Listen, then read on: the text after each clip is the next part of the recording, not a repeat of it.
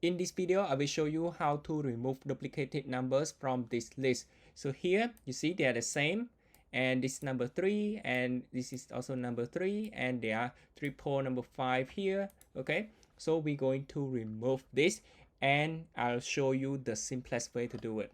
So first, you just need to convert this list here into a set. But before that, let's now just run this quickly.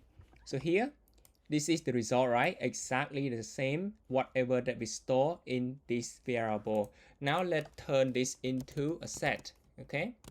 So just using the keyword set, and now run again. And as you can see, there are no duplicated numbers anymore, right? And you can also turn the set here back into the list as well. So to do that, just using the keyword list, okay? As simple as that. And now let's run again. Alright, so now it's back to list, okay? And there are no duplicated number anymore.